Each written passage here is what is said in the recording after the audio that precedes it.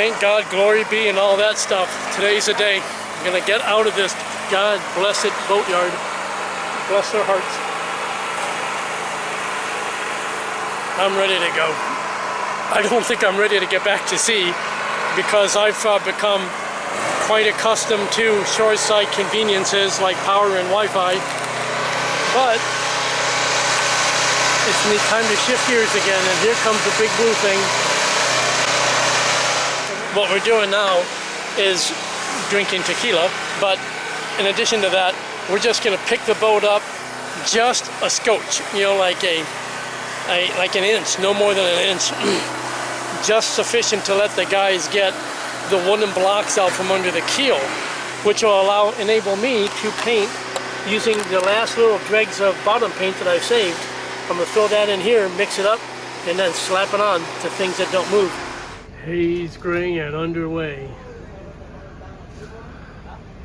Actually, I'm not haze gray, and I'm not technically underway, but I am moving it again.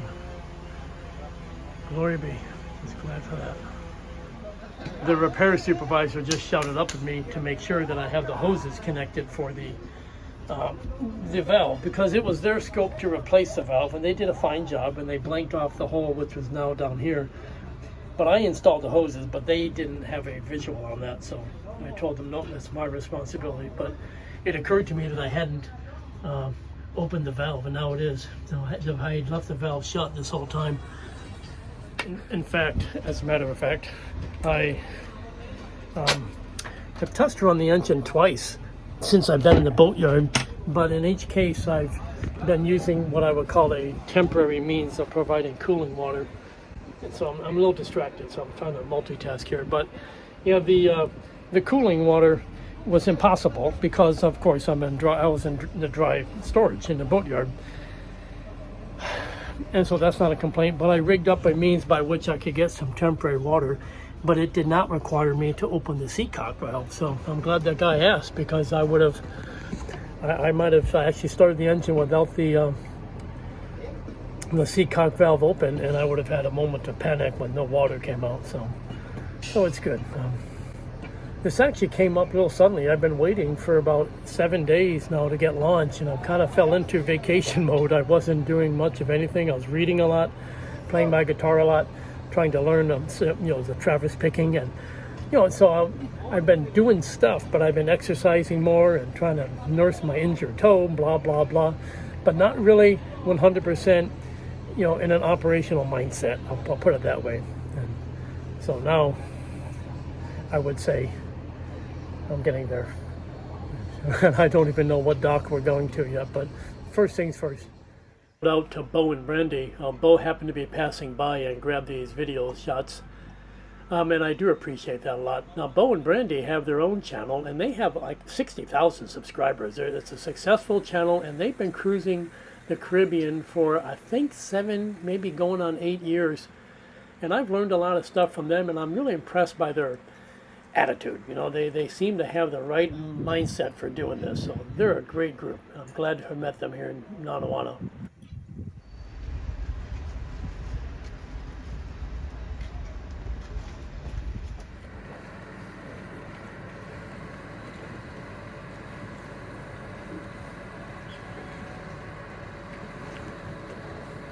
Hey, Russ. Thank you. If I start to sink, you can stop filming.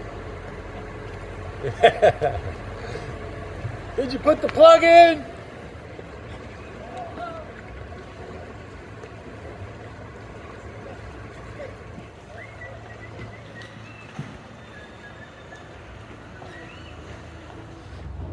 It's on now. Son amores. Buenos marineros, buen amigo. Get out of the way. That's too loud, güey. Ya sabía con la... Everything is hot because I've been running the engine.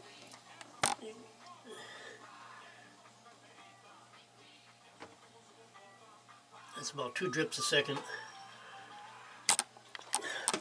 And you think, well, just couple of drips a second. That's only 100 drops a minute, maybe 120, but I doubt it. Probably 100 drops a minute.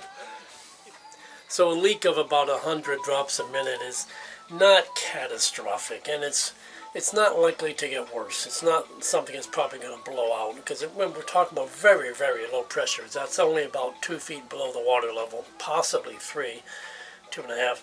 So it's not going to blow out. But it's an irritant, but it's not a problem, because something like that is probably not going to sink me. My bilge pump can easily keep up with it. But,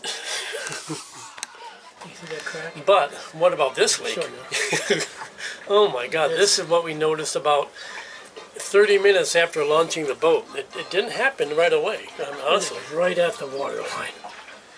And it didn't happen right away. It happened about 30 minutes after, when I was having beer with the guys who helped me launch the boat, and they've been my friends now for a few months. So we're having beer in the cockpit, and then I think I heard the main bilge pump down is what I heard first. And so and this deck plate had already been up at the time, because I left that one and the one up there just because I had just splashed the boat, and you just never know. So we were drinking our beer in the cockpit, and I heard water hitting, getting pumped out of the boat. And that can only come from my bilge pump, because I leave my gray water pumps off all the time. So I came running in here and checked this out, and damned if it wasn't high enough, and I saw the switch was up, and I saw the water just cascading over this edge like a damn waterfall. So we were leaking pretty good. And the bilge pump pumped down, and that's what got me going. And the problem is, that fucking cockpit drain, that plastic fitting on the top has cracked. This.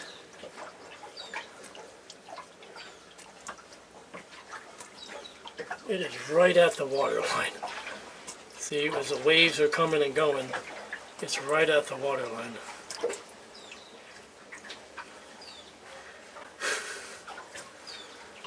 But it's just not acceptable. Not acceptable. So I shut the valve, and that pretty much stops the in leakage. Nothing else is leaking. This side is not, doesn't have a problem. So we're gonna have to get a local plumber to help me find this part. I don't know where the hell I'm gonna find it, because I think this obviously is a destroyed piece. So maybe I just tighten these fittings too tight and I kind of burst it. Yeah, that's kind of a pisser. But I don't think it's going to really impact the big picture of things, Yeah.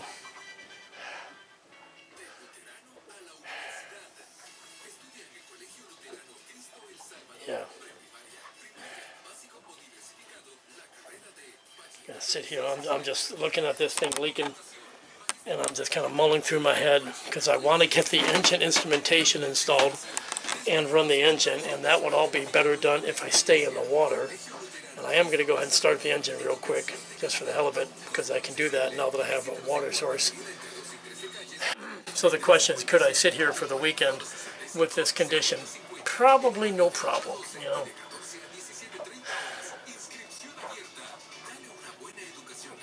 Yeah. I don't like these fucking cockpit drains, and we've talked about it before, the way they have this thing built, I don't know of a perfect way to do it anymore. So I'm sitting here thinking, I've got an isolable seawater leak, right? So that's right at the water line, And it is isolable by a valve, when I can really honk down on that valve to shut it, but then if it rains, I can't discharge water from the boat. And if I take a big wave, water can't exit the boat if the valve is shut. But if the valve is open and I'm heeled over to port, that's going to be flooding nonstop. So this is just a white T-fitting PVC, Schedule 40, and it's cracked because I tightened in the male fitting just a little too far. My mistake.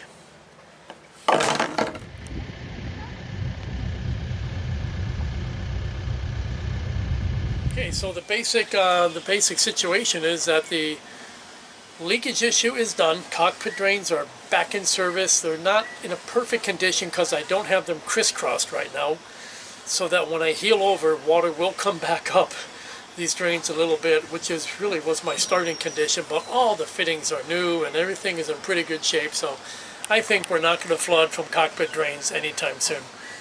And I think we can relieve the rainwater collection. So that's really what they're for. On the table, more stainless steel work from Edgar, because I thought he did excellent work, and I know he can do a better job than I can do in welding, and he can do it cheaper than I can do myself. And I'm going to hire Edgar to do a little bit more work before I leave Guatemala. I think that's 2 to 3 weeks by the time he's done prefabbing, coming out here, doing the fitting and tacking, and then doing the weld out and the polishing. I think it's going to be every bit of several weeks before we get that job done. So when I leave here later this week, I will go take the ship down to the big lake, Lago de Isabel, and just find a remote spot and anchor for a few days and just, be a bum, and just relax and practice my guitar some more or whatever I want to do.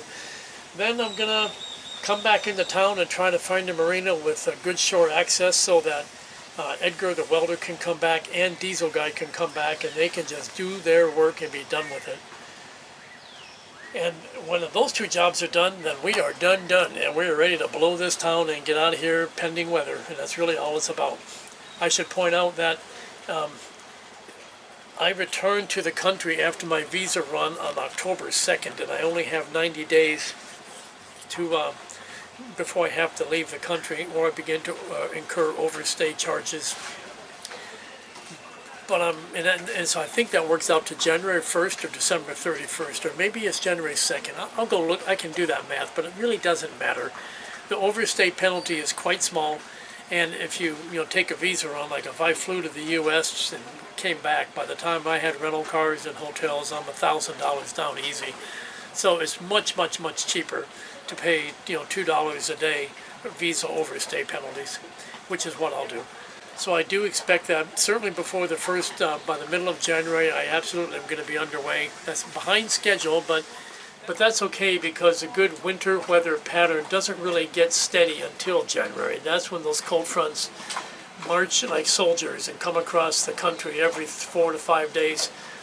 And when I figure out the pattern on how the winds behave during a passage of a cold front up in the U.S., that's going to affect my wind here.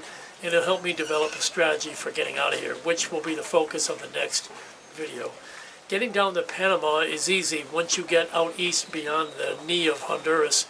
It's getting from Rio Dulce away. That's kind of the challenge here because we're kind of pinned down by the trade winds. But there are strategies for getting out. Other people know them. We talk, and I'll have that thing figured out. And I think that's much more interesting than freaking cockpit trades. so with that, I appreciate it, guys. As always, drop your comments, anything you got to say. In another few days, in 2 weeks, I should have my stainless steel work done. A little bit of canvas work done with that because Jessica does an incredibly good job at a very good price. And we should have engine instrumentation, and that will be finally a wrap of the work scope for this Rio Dulce visit. And I guess I'll save my reflections on Rio Dulce for next episode. So for now, guys, take care of yourselves as always. Enjoy the holidays.